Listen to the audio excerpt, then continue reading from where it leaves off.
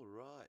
Hello, everybody. How are you? This is Boo Lawson here. East Boo Saga episode doesn't matter anymore. Okay, so this is another review. I'm going to be watching the 1116th episode of One Piece. I'm going to call this one Buggy the Redeemer because, from what I understand, our boy Buggy, Captain Buggy, the man, the goat, the one who is definitely going to get the One Piece, and hopefully in some weird cracked way before Luffy or something.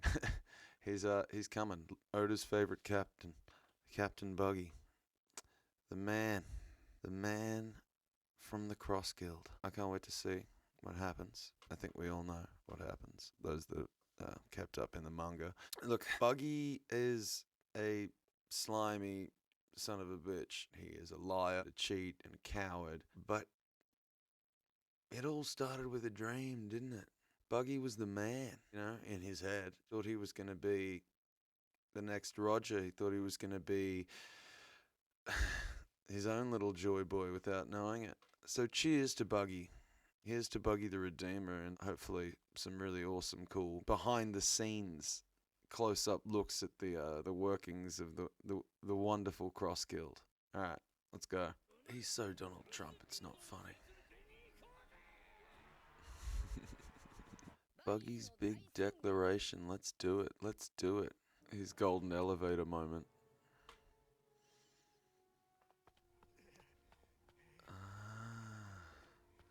This is the death of one of the greats. First Vice Admiral we really see do anything other than Garp. Really? That's how it happened? Because I feel that, that's a bit... T-Bone, bro. T-Bone. T-Bone just let this, homeless man just fucking stab you. I guess he is the nicest Marine there ever was, T-Bone. He didn't even think about defending himself. Rip T-Bone. Rest in peace, T-Bone.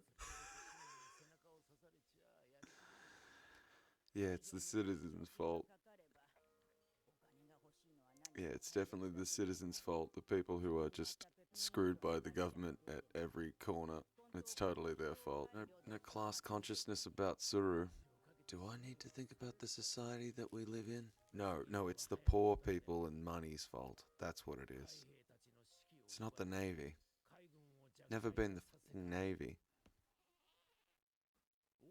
God, I love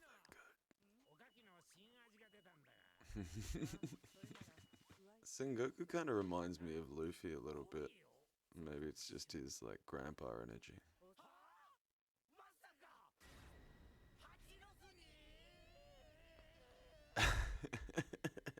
Yeah, that's what they did. Garp went straight into the beehive because that's who he is. As the kids say, he's him.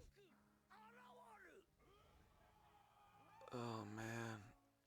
He's just trying to make these slimy characters just like him. We really need to get into how screwed up what Buggy is doing there is. He's happily calling this guy evil. And then he's slamming the doorway saying there's no chance for you. Gotta join my ranks now, boy. That deal with the devil, that Faustian deal. I'll take you in as a pirate. A genius jester. Ooh. Man, the cult following. Music slaps though.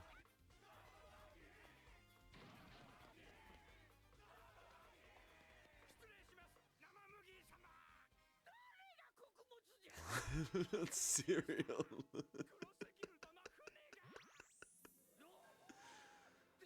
That outfit of Buggy's is just so cult leadery. It's always a robe. Inflated sense of height. It's always a tall guy in a robe. There we go. You look like Gear 5 there.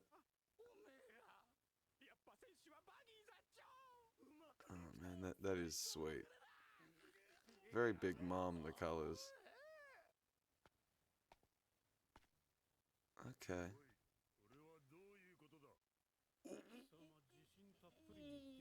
Oh no.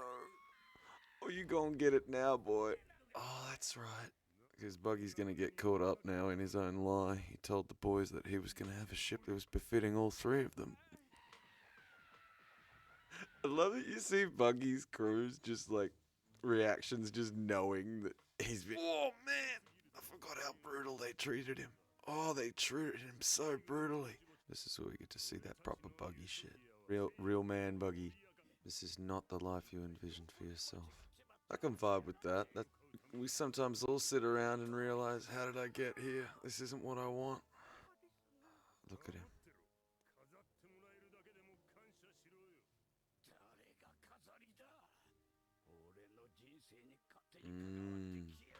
Quoting the name of Shanks to see if you can get a rise out of the other big boys. Hey boy, what do you want to be when you grow up? I want to be a hustler. Yes, proper flashback stuff.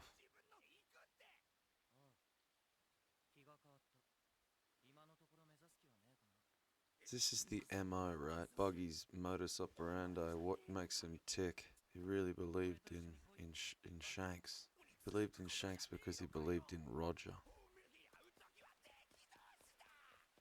That's it, that's the crossroads moment. Everyone treats Shanks with this reverie, but Buggy looks at him as an equal. Buggy looks at him as an equal. Mentality. That's it.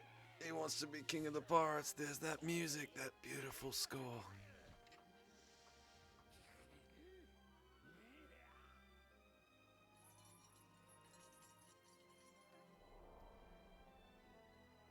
There's always the sun. Always under the rays of the light is the dream of the One Piece declared. It's always the light.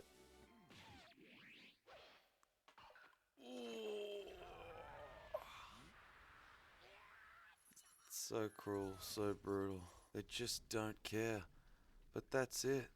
They don't give two fucks about it. This is what it is to be like that kind of pirate. That's it. It's just business, Buggy. We ain't out here for dreams.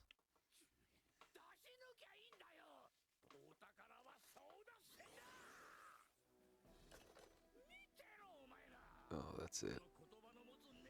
He's literally taking things into his own hands, grabbing that Den Mushi, making sure people know. Oh, great voice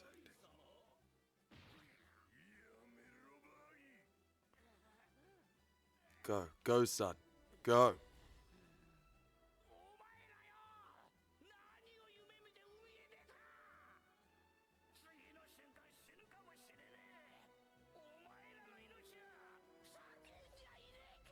So isn't your soul screaming? Oh man, that is genuine, proper leader stuff. He could get that Conqueror's Haki in the end, Buggy. He's gonna get it. He's got that real natural leadership. He's got charisma. He got the riz, as the kids say. Anti-status quo. He's a populist. Buggy's he's a man of the people. He's an absolute populist. Authentic. Oh man. Oh man.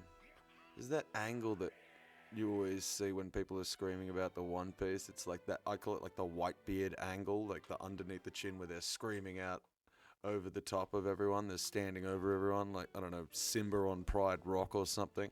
It's obscene. It's awesome. It's paralyzing. It's just emotionally awe-inspiring every time. And that music. Now we got some revs action. Some proper revs action. Kamabaka Kingdom. This is the chick with the sick gun arm. Oh, that's right, Sabo. Sabo time, baby. Jesus Christ. Something about that thing being pink makes it scarier.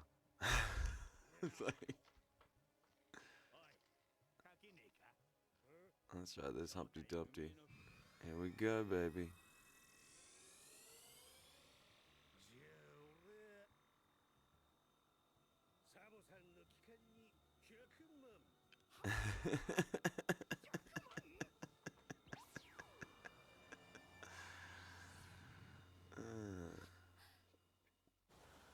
What is his power? How does he know that Sabo? I can't remember. What was the theory on that?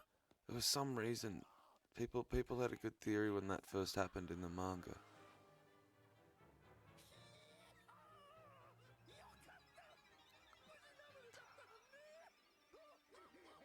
I can't wait to see the Karasu animated sequences in the Morley fights, because that stuff was awesome. Sabo's a real Robin Hood motherfucker, isn't he? He's the Che Guevara of this thing, right?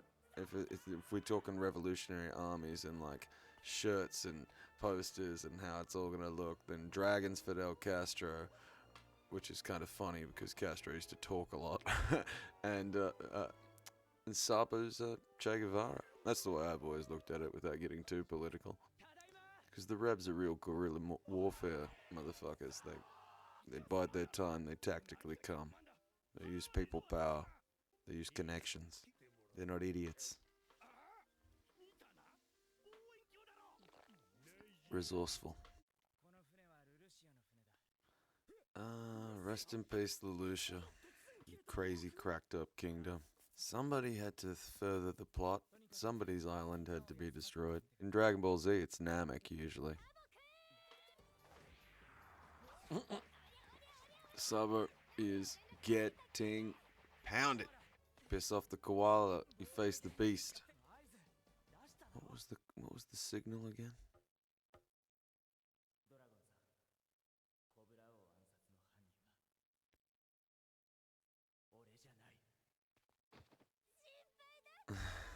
To be honest, if I was that close to Sabo, I'd probably do the same thing. Oh, Morley. I love that he's so huge, but we know that he's like such an objectively small giant in the scale of things. He'd be dwarfed by just about any of the other ones. The only smart Lelouch's the one who joined the Rebs and got the hell out of there. Got the fuck out of Dodge. Yes, here we go. Proper chats, proper discussions. How much is Oda gonna show us? What he saw in the room with the Gorosei? Here comes the top secret.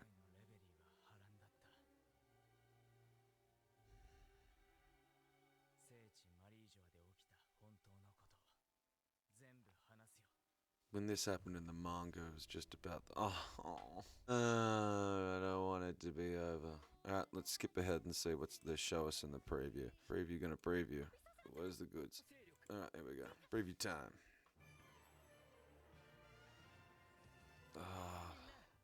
Rev's flashback. Yes, this is what I need, baby. Okay, so there's a lot there to think about. Not sure if we're gonna get anything additional when it comes to the Revs in the background there. But hey, I think that was a pretty fun episode. I mean, it's not like Cops at Galaxy Impact, but this is like, it's not like a Hollywood movie here. We're looking at story progression and we need to see all the important aspects. For Buggy's character, that soul screaming moment, being able to articulate to these two absolute figures of the pirating world, Crocodile and in particular Mihawk, that he just doesn't rate how they operate as pirates. He just doesn't think that they're the real deal. He's seen the real deal. He's seen Roger and he thought Shanks was the real deal. He's sitting there, well, decapitated, lying there as a head with a foot on his head, thinking, you know what? Actually, I'm way cooler than that. I'm gonna go do it myself, you know, if you need the job done right. And I think it's funny with Buggy because there's almost no indication that he really is. Like, you don't know how far he's willing to go, almost like in an Usopp sense. Like, you know he wants to be brave and he wants to be the real deal, but you also know he's one of these pirates that's run away from Grand Line fucking troubles and all these sort of aspects. He's not. He's both a coward and a natural charismatic leader. Maybe he's just a brilliant grifter, but that's alright. Pirates also very much function traditionally as grifting, lying, cheating SOBs. That's how you got ahead in a world where people would screw you on the terms of a pirating or privateering contract, and you had to be able to screw back, and you had to be able to stab people in the back before they stabbed you in the back. You needed that observation hockey that Shanks has. You need to be able to see the future. Anyway, I think that was a great episode. Fun to see some of the Rev stuff at the end. The animes that, because of all the other stuff that's gone on in Egghead in the manga and everything, I've been distracted somewhat and not necessarily across what was going to come out in the anime and thinking about it too hard. I knew the Garp stuff was coming up, but seeing that has been really fun and has gotten me thinking again. This is the thing I love about the anime. It's like a nice refresher, and it fills out and sort of cements the manga in your mind if it didn't cement the first time. Anyway, I'm Boo Lawson. The saga continues as always. Please like, share, and subscribe to this. Yeah, thanks very much for watching, and take it easy. Peace.